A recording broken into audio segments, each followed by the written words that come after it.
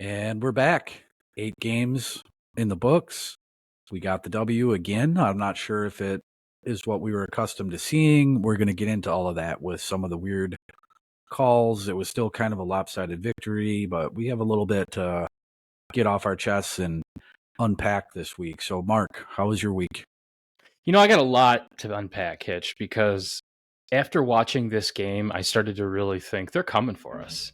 Like the NFL can't handle the Lions right now.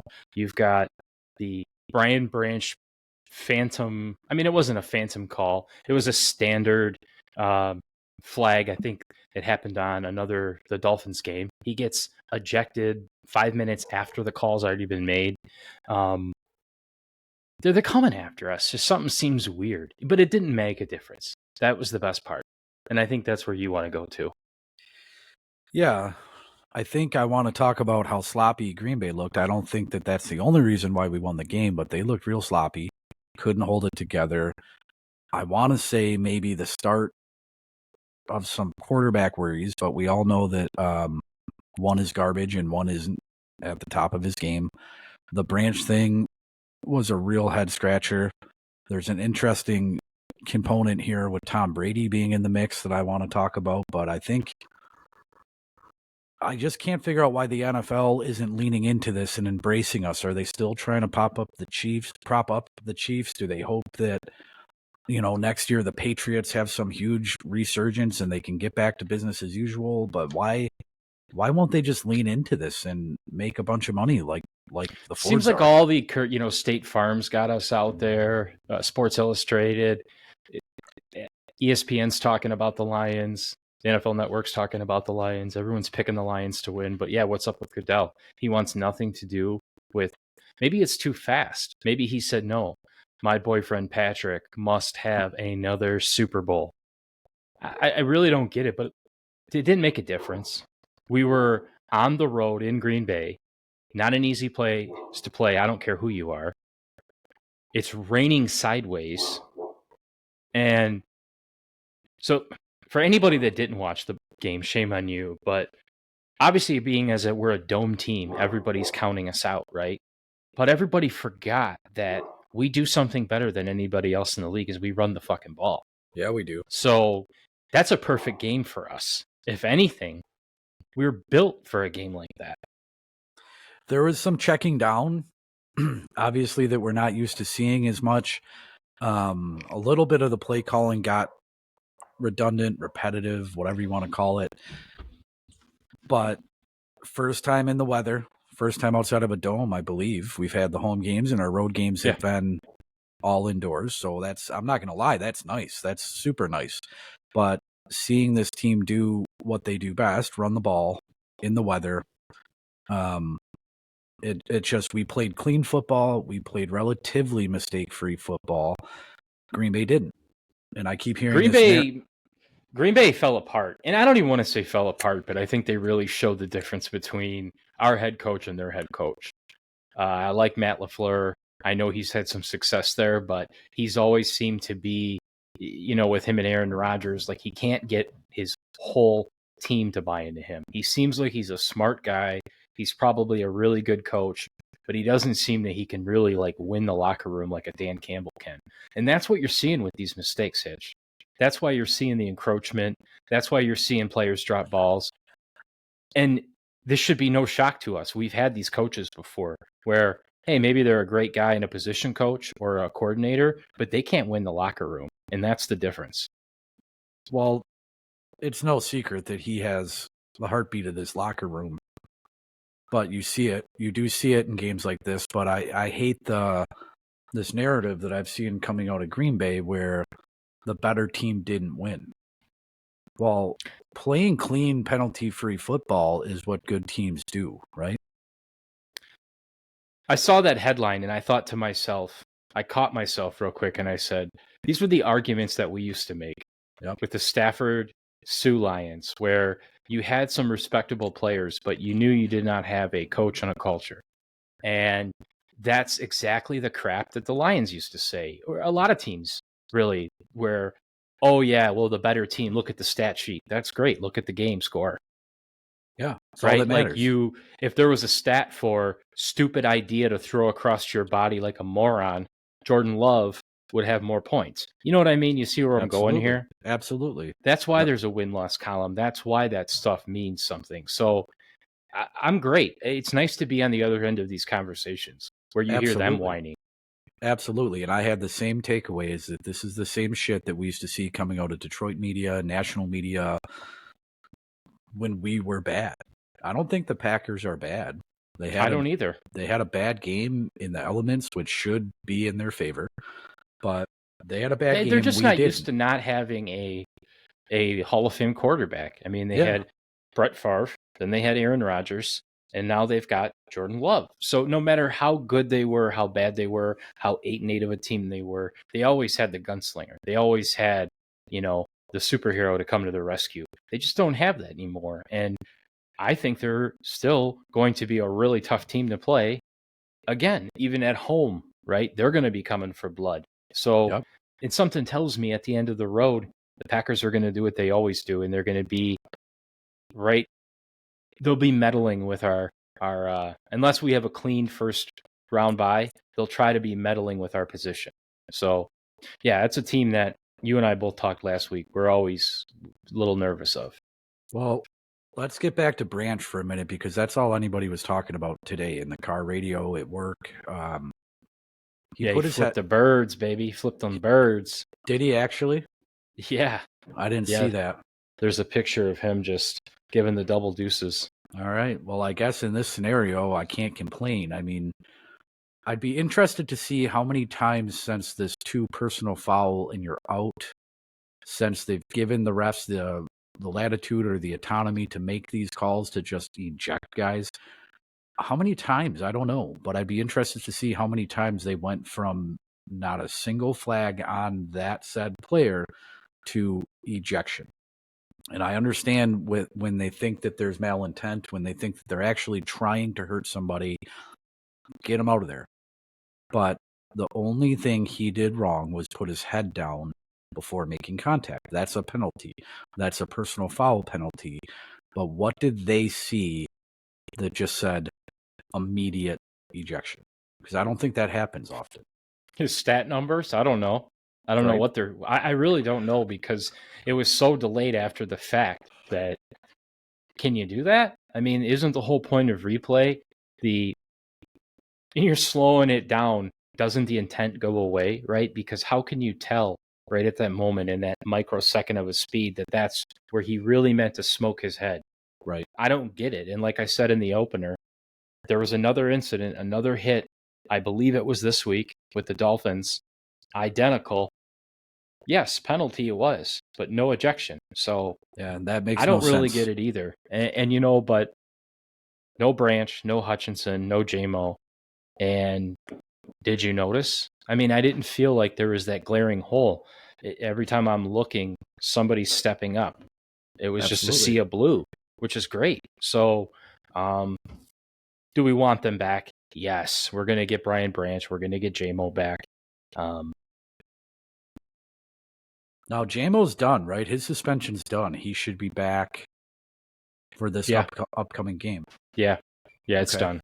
So we get JMO back, and we still don't have any official trade news, but it's plausible that this team will have JMO and somebody off the edge that isn't on this roster right now. I saw a picture. He wore an all blue suit to his game yesterday. I think and he sent me this. Is this played like a snap just to play, Yep. and then left. So So tell the world who you're talking about. Zadarius Smith. 32-year-old pass rusher from Cleveland, right? Yep. Yeah. I mean, we said it a couple weeks ago that it was going to be Zadarius Smith. It fits the Brad Holmes mold. He waited until he's got the leverage. We've shown the world what we're doing without a Hutch. So there's no, you need this, right? We knew it wasn't going to be Max Crosby and or Myles Garrett. They're not giving those pieces up. Despite how bad the franchises are, if you're an owner, you're not giving those guys up. You'll lose your fan base in a second, especially with no quarterback. it just makes the most sense. And not only does that, but you're also going to see a guy who's more than likely the following year returns with Hutch, and it's double the duty, double the damage. Well, and if all indications are correct, we're getting a 32-year-old that still has playmaking ability. I don't know what or how much he's making. I don't know if this is a contract year for him, but two things I want to float by you here. With this being, if in fact true, a valuable addition, do you see a world where we make another trade? And and go ahead. You're rocking with me today, man. I thought that because I'm thinking to myself, you know how this whole thing was kind of like slowly leaked. Like it's the trade that no one's talking about that everybody knows that's happening. That usually doesn't happen. And I feel like that's because there is something else. Which brings me to my next point. Look at some of these teams with so much talent, so much promise that they're going to have to mail it in. Yeah. I'm not going to say it's going to be a marquee name, but don't be surprised if, there is somebody else. That's kind of where my head is at with this, where if this is it and this is what we do and we feel that given this set of circumstances, we've done the best we can do to remain a contender after the deadline, it wouldn't shock me. It wouldn't shock me in the least. But if we bring in another guy of this ilk, if we bring in someone with a little bit better of a skill set, maybe a little bit younger, maybe some more contract under control, it wouldn't surprise me at all.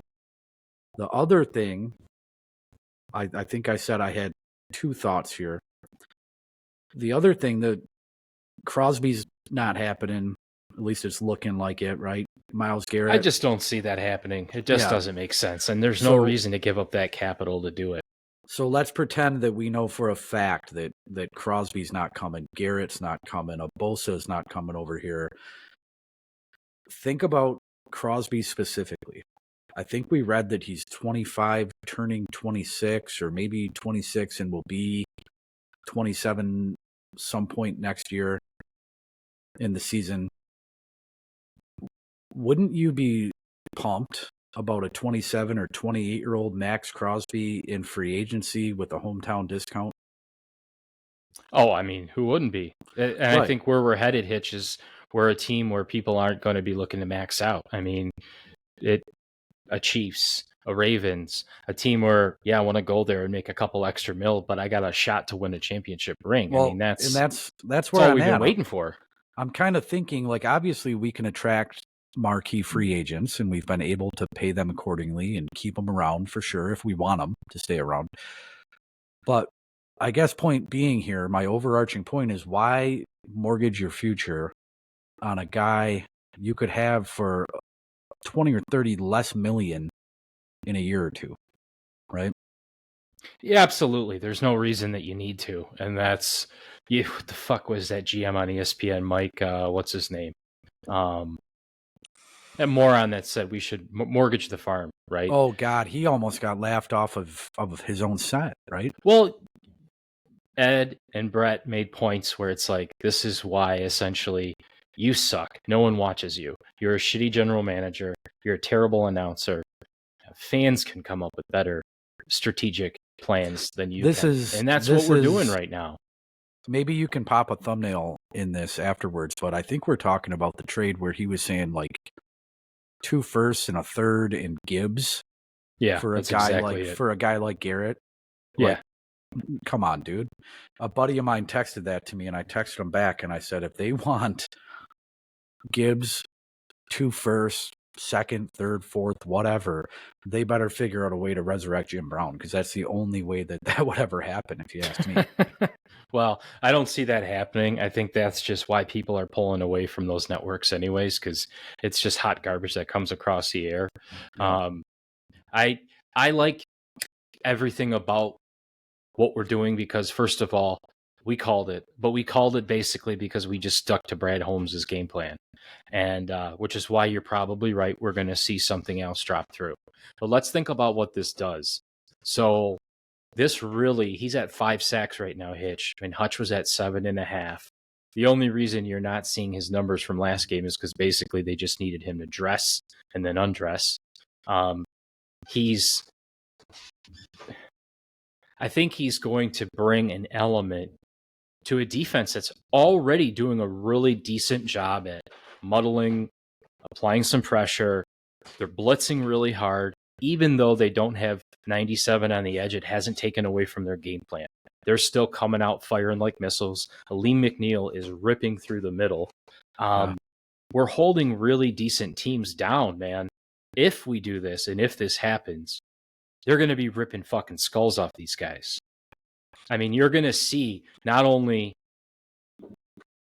his numbers, but Anzalone's production hasn't suffered.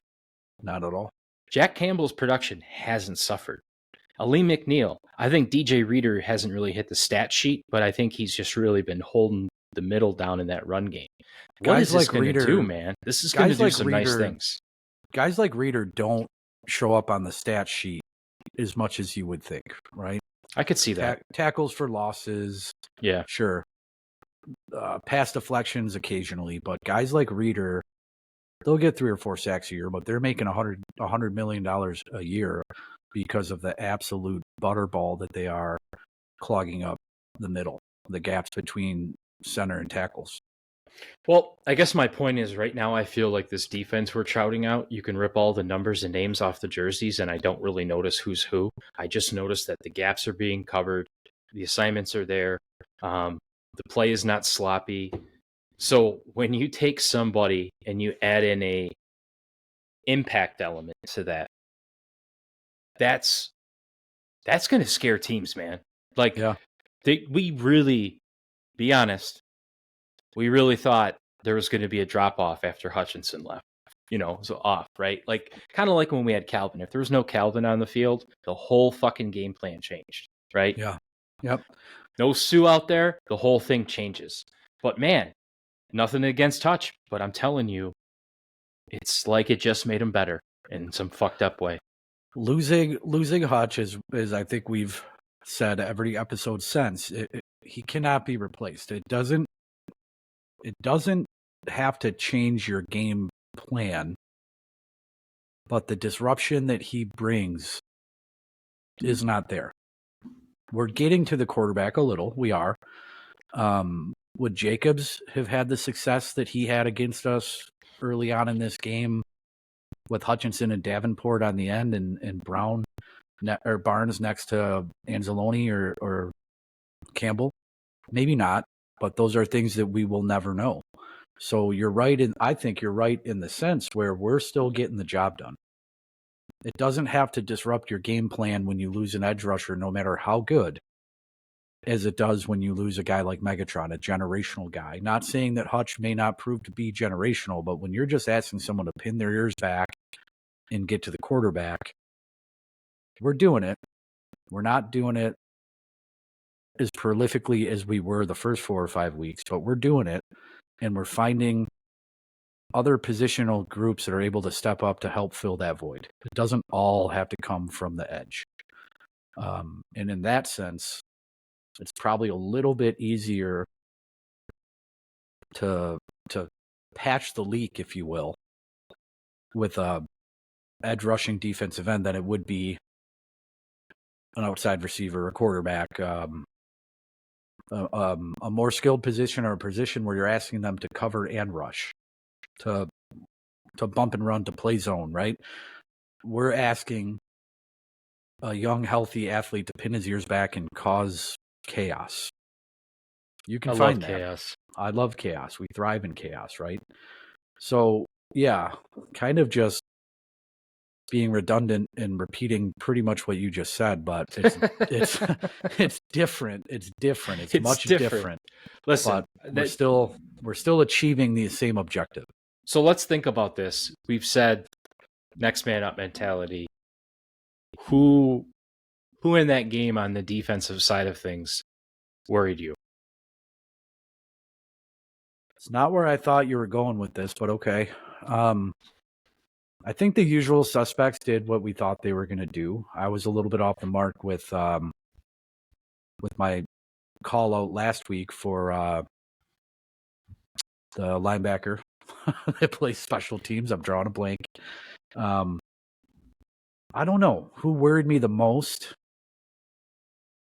I don't think Robertson had the best game of his Lions tenure thus far. That's where I was headed, and especially with that penalty, which I didn't even see what that was. That essentially gave them the touchdown. Yeah. Which, if you want to talk about better team, that whole drive was manufactured by what the fuck penalties. So Cameron Reeves-Maybin is who I was drawing a blank on. Cameron Reeves-Maybin, okay. Yep. That's definitely Reeves-Maybin is right. Yeah, he his snap count went up. I saw his number on the field a few more times than you normally would. He still made plays in special teams, but given what I believe looked like an increased snap count, I'm sure he had a handful of tackles, but as I stated last week, I thought he would be a little more disruptive, a little bit more of a presence. Tell you who I'm not worried about is Joseph. You got one this week already. It's Jalen Reeves-Maybin, not Cameron Reeves-Maybin. Cameron Maybin, the outfielder, was the outfielder. Detroit. Another throwback to the Tigers. Last week it was Dontrell Willis. They're cousins or something, so I was a little bit closer at this time. Yeah. You can't ask me to come straight from work to the garage and not have some brain farts here. That's the whole point, man. That's your allure. I don't think I've ever heard you ever get the names right. It's okay. Yeah. Well, I'll be worried when you start getting them right. Then I'll wonder what's going on. Something will be off. I can't be too prepared for this, or that's the whole point. Fit the whole aesthetic. Yeah, it's look at your shirt, look at your background. Oh, we have a little aesthetic going here, and I can never be quite at the top of my game. No, but I will tell you who was at the top of your game. You're right, is Kirby Joseph. He is, I think, leading the league right now with interceptions. And he just shows up. I don't even see him in the play. Like, the guy just pops up every time for his interceptions. He's sneaky. He's fast. He's strong. The guy, he continues to impress me every game. The fact that he just got a game ball this week was shocking. The quarterbacks don't see him in the play either. So he's doing something right. You're right. So I pretty much went to bed as soon as this game was over because I had a long, fun Saturday night. But who got the game balls? So you got a game ball, went to... That's a good question. I watched the post game too. I'm trying to think right now who got the game balls. Did Kirby get one? Kirby did get a game ball, of course. I just talked about that. Kirby got a game ball, and man, this is embarrassing. I love watching these too. I know everybody does it. It's something that's not on my weekly radar. I usually catch it on, TikTok or something after the fact, but obviously Joseph deserved one. At one point, Goff was 11 for 11 in this weather. His average yards per pass were way down. Montgomery. Okay, obviously. Yeah. Montgomery took it home. I can see. I remember that now. God, look at the way that man runs every week. Guy at work said he runs suicidal, and he really does. He's going to have to build a bigger trophy case at home here. It's a good problem to have. Man, he was a phenomenal pickup, and what a great, great person he is, too. I've seen him speak a few times on St. Brown's podcast, and yeah, he's just such a great guy. I really just love how authentic this team is, too. There isn't any bullshit, man. There isn't any glitz or glam. There isn't anybody on this roster that thinks they're bigger than anybody else. I mean, a little bit of the bullshit, if you will, or whatever. The only real roster concern I have at this point is J-Mo. He's coming back. When he's healthy, we've obviously seen what he does, what he can do. And we talked so much early in the year and after game one in particular about how it seemed like he turned a corner, how it seemed like he's growing up, how he was humble and appreciative and respectful. But then we hear about this gun charge, or not even gun charge, but incident where he was pulled over with a registered licensed firearm, allegedly, in the car. But it's just like decision-making like that. Like kind of like when Big Baby got arrested at the airport with a gun in his suitcase. It was registered. It was his. It probably was trigger locked, but like, why do you got a gun in your suitcase? Why are you driving around downtown with a gun under your seat? I have a lot of friends that are licensed to carry or that open carry, that keep a firearm in their car. I was going to say, this is an argument that's tough with me because I'm one of those friends. I get it, and I got nothing wrong with it. And if he was following rules and laws, that's great. But he opens himself up to this extended scrutiny. You know, you drive around with a gun safely in your possession. Have you ever been in the national media? Have you ever performed on a field with 80,000 people in attendance? Are you under the spotlight that this kid is under? Have you already had issues early in your career that cause people to look closer at you? So I feel like maybe, hopefully, just a blip on the radar, but this is the third or fourth blip now. And if I had to pick a player on this roster that I have some concerns about at this point in time, it's him. And I don't think that's breaking news, but no, it's not breaking news, but it's low. I would say two things. It's it's low risk because he's a surprise. He's an extra bonus. Even his pick that we got, he was always meant to just be a weapon. Our offense does not run around him. He's not our number one receiver. He's not the leader in the locker room. And also, it's just like Brian Branch, Hitch. This is the way I view it. You talked about everything you talked about. Young people facing adversity, making decisions. It's how you respond to it, right? And has he made the same if he kept making the same decision mistake over and over again, then I would worry. But that's not what he got suspended for. I still don't know the full story on the medication. From what I understand, he switched medication and something flipped up. It didn't seem to be anything big. It just seems like, again, they're fucking with us. They want to see how far they can take this. That whole incident happened prior, right? Right. That wasn't breaking news. Prior to why he got suspended. So he gets suspended, then they finally released the story. So they weren't going to release that because it wasn't a thing. But they reopened the investigation, is what I've been told. It was kind of a sealed deal. But I mean, I don't think you're wrong, and I don't think I'm wrong, but it just, to me, goes back to you're under heightened scrutiny. Fair enough. No, and I asked you, right, who you're worried about, and I would have to probably pick the same thing. But again, my worry is real low as far as concern because of all the reasons I just listed and the 40-some points we were averaging prior to this game. So, I mean, you got to look at it from a sense of he's got a prime opportunity to finish off this season scot-free. No medication switches. Don't drive in the wrong car, even if it's licensed, right? There's just little tiny things.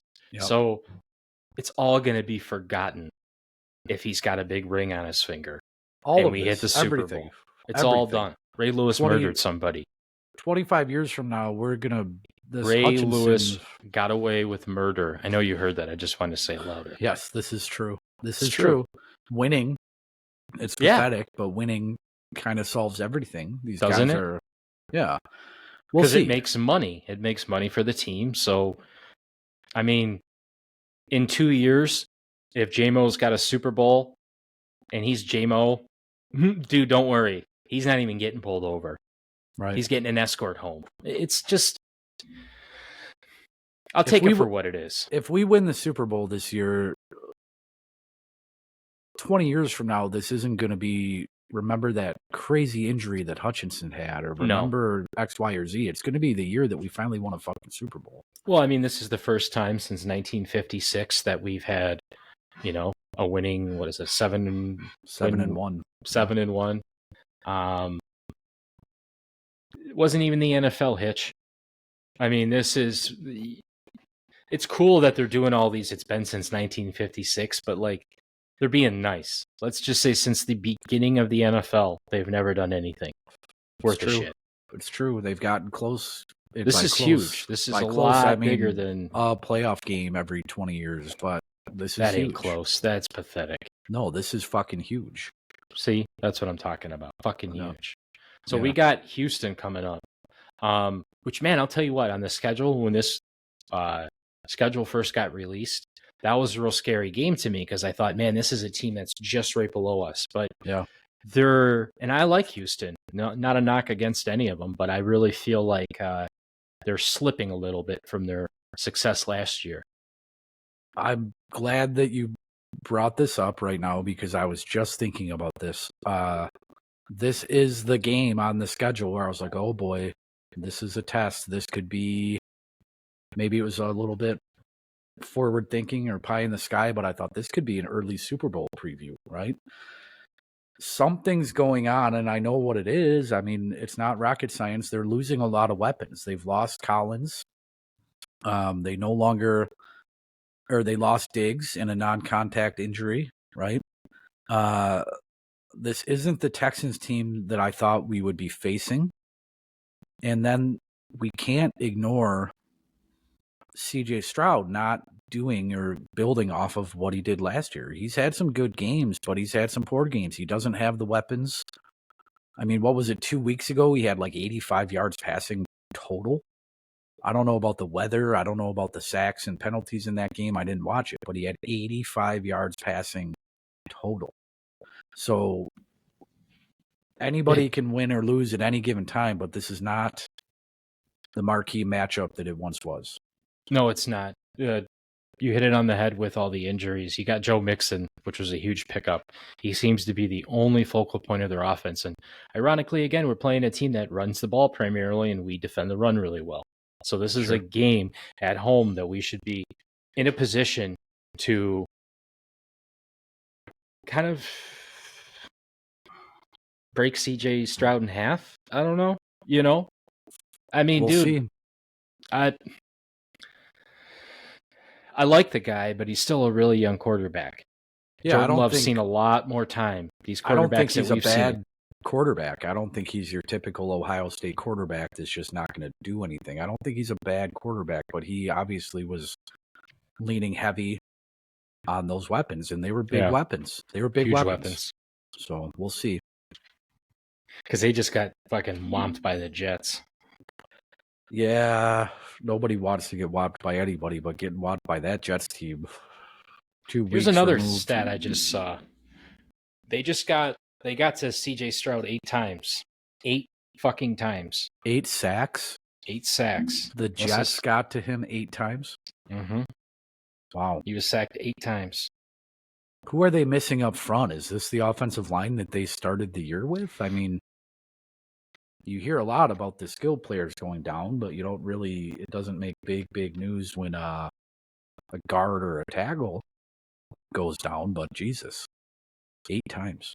8 times, yeah. Yeah, I don't know. I mean, it's a prime opportunity is all I'm saying. If we're going to get Zadarius Smith and we're going to play this banged up Texans team who's lost all their over-the-top speedy weapons, and we're going to have to worry about a strong run game, that's great, in my opinion. You know, and we're at home. It bodes really well. It really does. And I'm still waiting for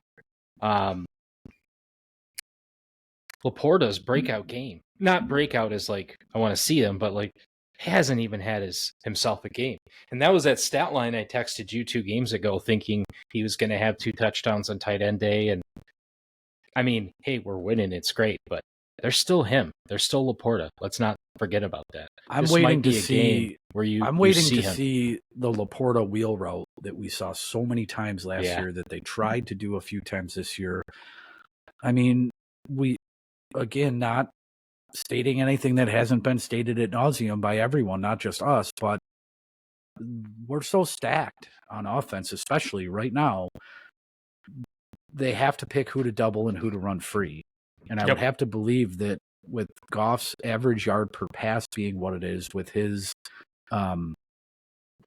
completion percentage and his control of every game being as high level as it is, they're probably keying out on Laporta more so than you would key out on anyone else's tight end, with the exception of the top 3 or 4.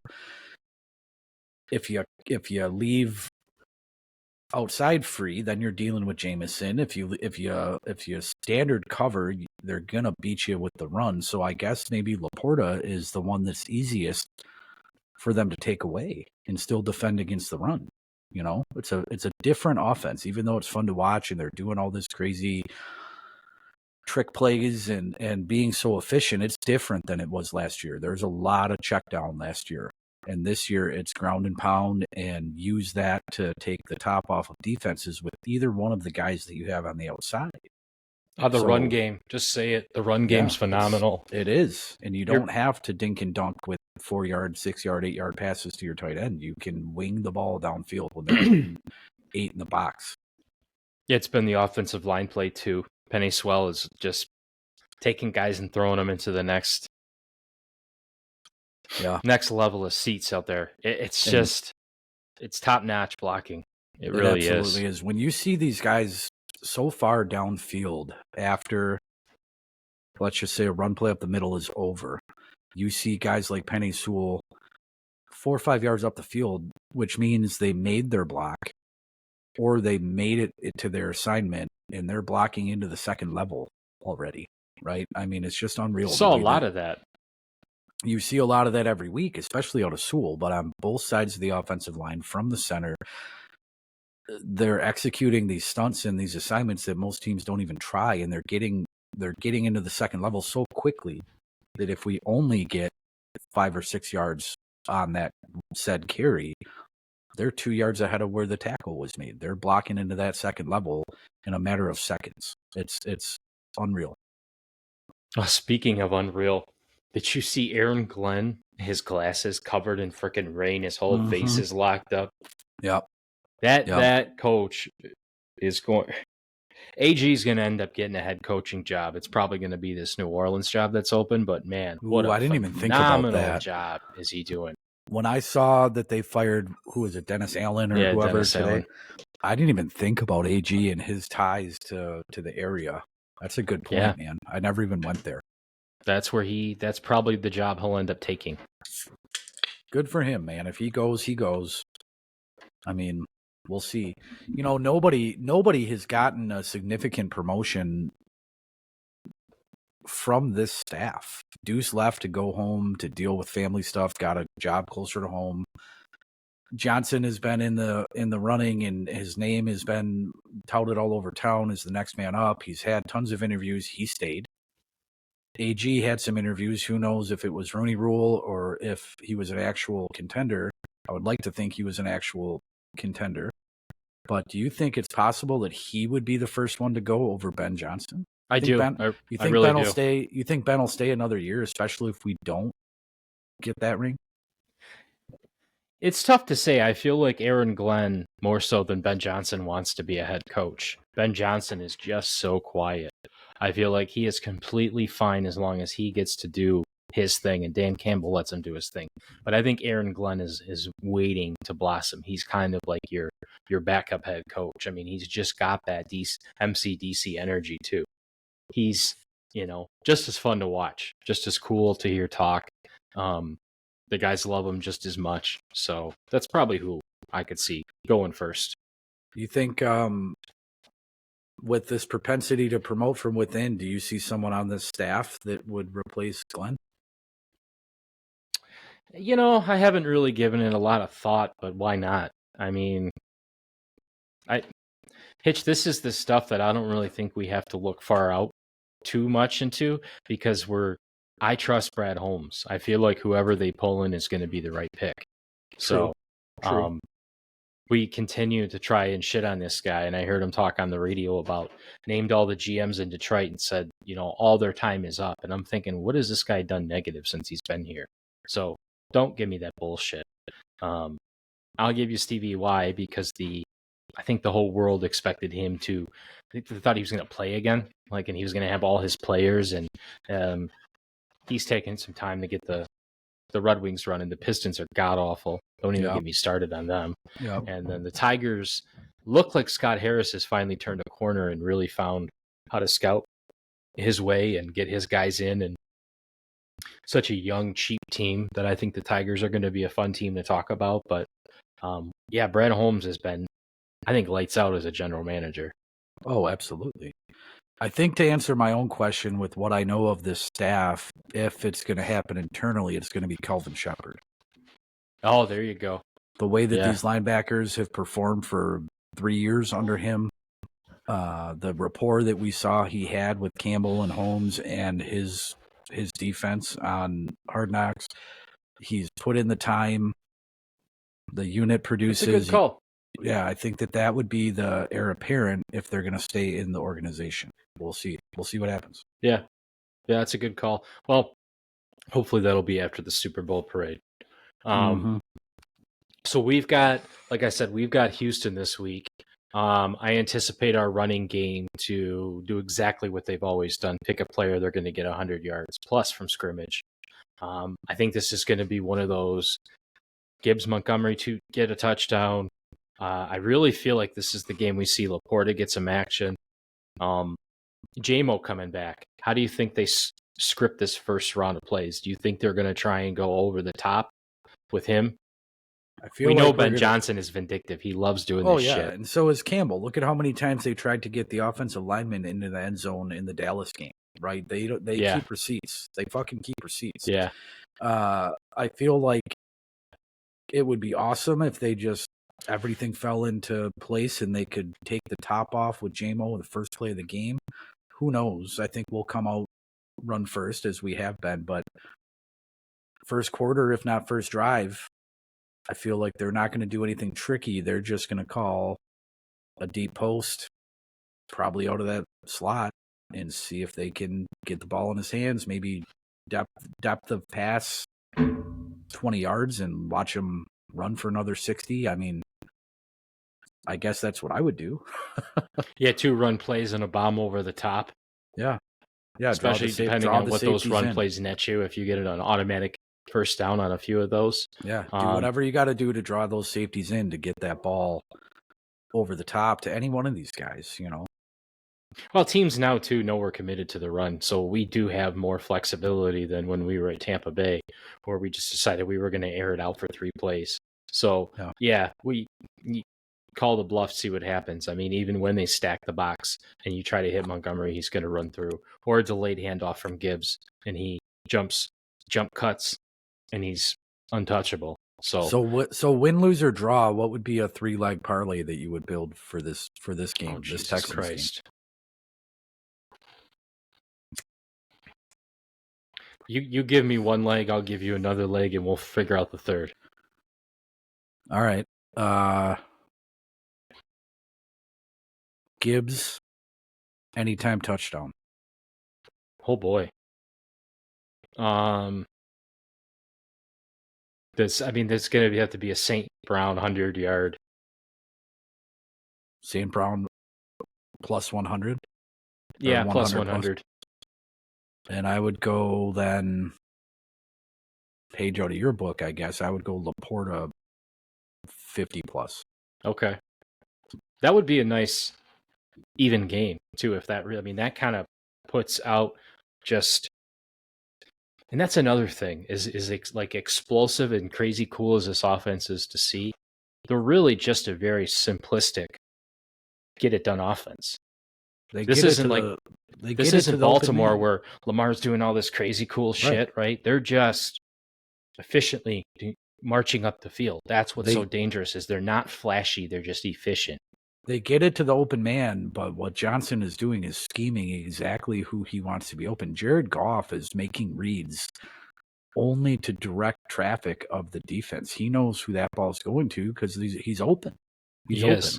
That's why he's got, 28 touchdowns and 26 incompletions? Right. That's never been done before. That's insane. I'm pretty sure that's a stat that's never been achieved before. Some people are underwhelmed by Jared Goff. I even heard people say that he had a bad game versus Tennessee. Yeah. Jared Goff does what you ask Jared Goff to do. If we needed at any point during any quarter of that Tennessee game to send him into 3 to 5 steps and let him sling it, he would have been able to do it. And he would have been efficient. There was a fucking Jared Goff chant at Lambeau at the end of the game that you could clearly hear on the TV. At Lambeau. This isn't Arizona. This is heart of Enemy football fucking nation, territory. enemy Yeah. territory. And there is a Jared Goff chant going on. And they tried to make sure we couldn't get the tickets to go there, too. So, yeah, You know, we are the Lions. Hear us roar. My wife gets mad at me because every crowd that I've been in for 2 years, I try to get the Jared Goff chant going. I tried to get the Jared Goff chant going at my daughter's kindergarten fun run, right? If I'm around more than 25 people, I'm going to try to get the Jared Goff chant going. It's just we had to get going at a country concert downtown a couple of weeks ago. Yeah. I mean, it's everywhere. But that's what I'm saying. There's nothing flashy about this team.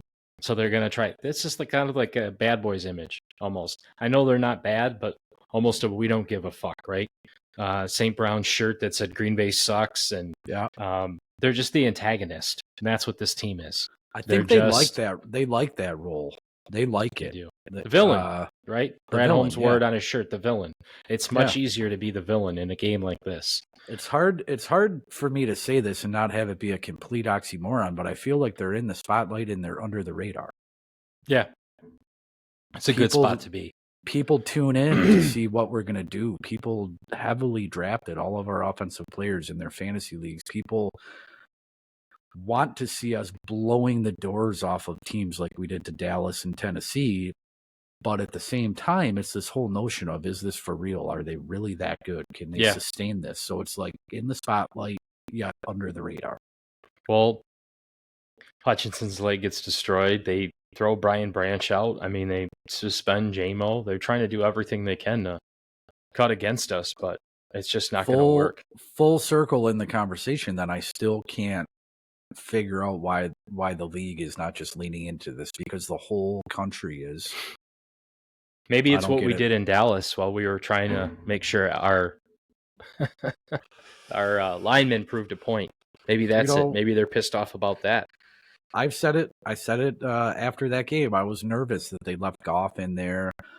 I was nervous that Sonic and Knuckles were both still getting carries into that third quarter. But at the same time, man, we've all been just calling for knees on necks. We've been waiting for this game where we just come out guns blazing and don't look back. And I don't blame them for dropping 45 or 52. I don't blame them at all. Hitch, if there's one fucking team in this league that deserves to do that, it's the goddamn Lions. Yeah, dude. And you put Hendon in earlier, he's still going to score. You take Laporta out and put Wright in, he's going to score. I don't want to hear any of that bullshit about running up the score in that sense. We were still playing really good football. I'm not gonna. Nope. Not even gonna entertain that bullshit. This isn't Little League. No. Not everybody gets a trophy. No. Point differential doesn't matter. What matters is wins and losses. But why would you stop scoring? Oh, and they're giving them to you too. The momentum. What are you going to shoot yourself in the foot? I mean, we saw that this week where we didn't need to score. We needed to run the clock out. So David Montgomery slides. So we do what's in the necessity. Everyone's just trying to make something out of nothing. Every game will reach a point where you're in the lead, where you're worried more about the clock and the other team's timeout situations and getting to the point where you can kneel on the ball. But when you got 25 minutes of football left, I don't care what the score is. If we could put up 100, put up 100. I would be totally fine with that. Totally fine with that. Especially in the NFL. This isn't college where you've got Alabama playing Kent State Southern University West. Yeah. Where they don't even actually practice with a real football. Right. We don't get to build our own first half of the schedule. That's part of my biggest beef with college football is you get these kids in that you can drop 70 on because that program gets more money to come in and get beat up by you. It's a joke. How fucking dumb is that? It's watered down. College football is so bad. Yep. It is watered down. The development of these players. So is the NIL. It's why we're seeing what we're seeing coming out of college football. But the NFL is a money-making beast, and there's so little roster spots and so little time to play that the window, it's still going to breed a lot of high competition. It's just, right now in college football, there's not been a season where I just give a fuck, and it's this season right now. I just don't give a fuck about any of these teams. I don't. I don't care. Agreed. The NIL took any shred of fandom that I had for college football and threw it out the fucking window. If And anything, now, it's make me gonna want to maybe watch the MAC more. I mean, I went to yeah, Central.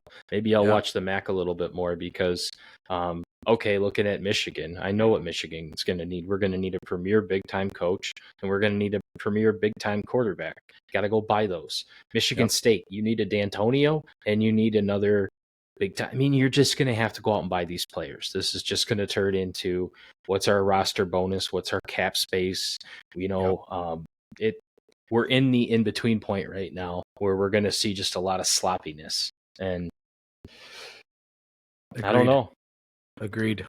The only thing I guess you'll see is you won't see some dynasties. I mean, Alabama at some point is going to deplete a lot of that Nick Sabanness, and you're going to see a lot of these guys dip out after this season. Ceiling's high. Um, maybe college football was preparing for this. Maybe they knew they just weren't going to be able to keep it up, and maybe we need to get prepared to see a season where there is teams where we don't see a team go undefeated. From a draft standpoint, sorry, an NFL draft standpoint, the NIL does something unintended, I believe, especially as it progresses forward, and we're seeing guys capitalize on what the NIL offers them, name, image, likeness. You're going to start being able to draft quarterbacks and wide receivers, running backs, inside linebackers, safeties, corners, the skilled positions. You're going to be able to draft them, and you're not going to just have tape from that one or two teams, or it's not like somebody started in JUCO or started in D2 and went to the Big Ten or the SEC. We're going to see how these guys perform over a 2 or 3 year period of time against the best programs in the country across all conferences. Yep. You could draft a quarterback with a lot more confidence, seeing what they did as a freshman in Alabama and a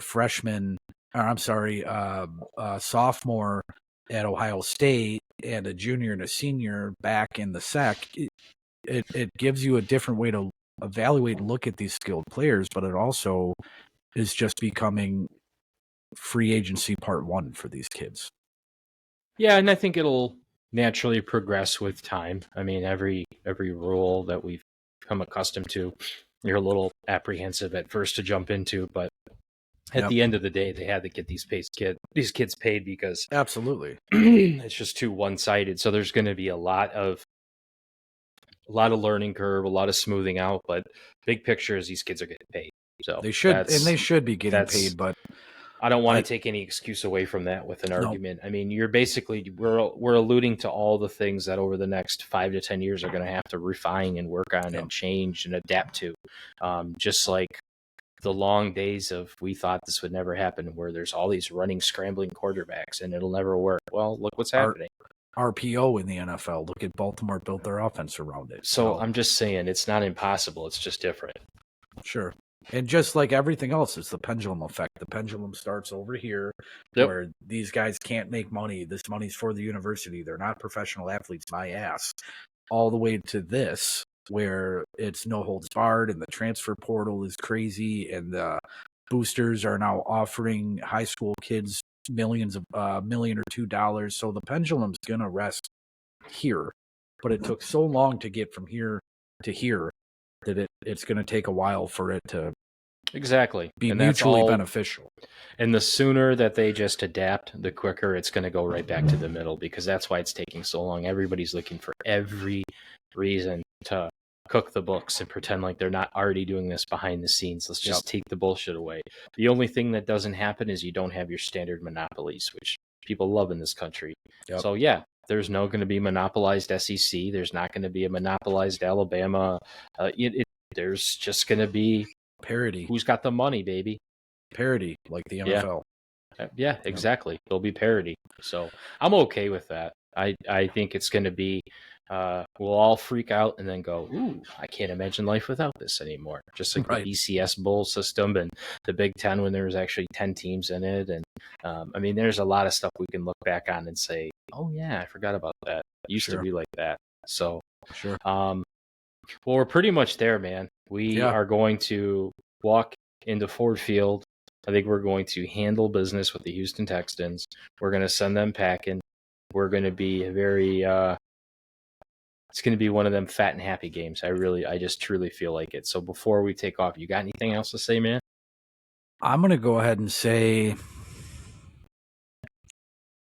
Detroit 27, Houston 16. 34-14. Okay. One of these times we're going to hit it right on the money, and we're going to feel real proud of ourselves. For a very sweet, sweet small second. Yeah. Who's gonna steal the show? I'm not asking for like a dark horse. I'm not gonna try to call out Brock Wright again, but who do you think?